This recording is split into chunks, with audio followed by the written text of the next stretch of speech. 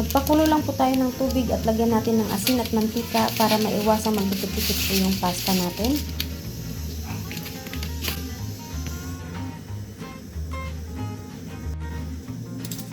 Kailangan po ay nakalubog lahat ng pasta sa kumukulong tubig.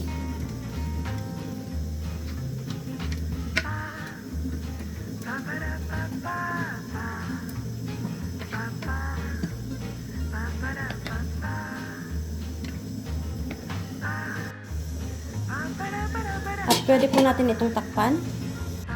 Once luto na po yung ating pasta, ay kailangan po natin itong salain. Ayan, nakahanda na po yung ating bawang, sibuyas at yung ating chicken breast na nakakat po siya into cubes. Mas masarap po talaga ang butter para sa pasta. Unsalted butter po yung ating ginamit dito. E-saute lang po natin yung ating bawang at sibuyas sa butter.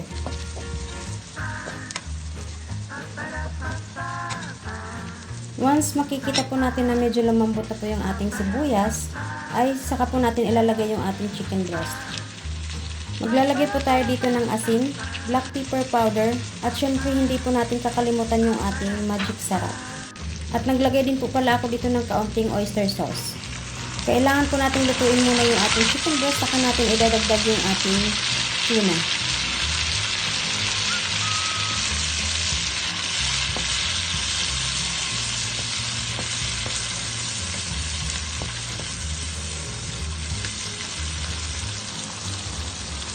Once medyo nasaute na po ng konti yung ating tuna, ay saka po tayo magdadagdag ng ating fresh milk, or pwede din po tayong gumamit ng evap milk or evaporada.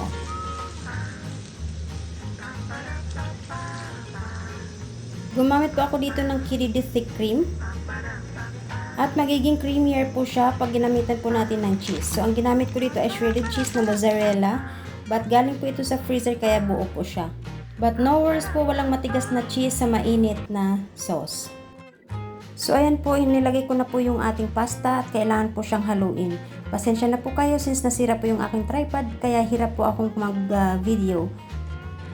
Ang isang kamay ay naka-video at ang isang kamay po ay nagmi-mix. So kailangan po nating i-mix yan ng maigi.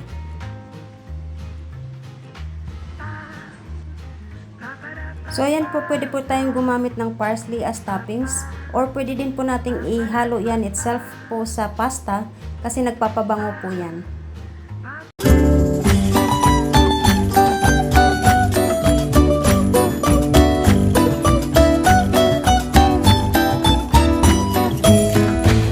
Thank you for watching!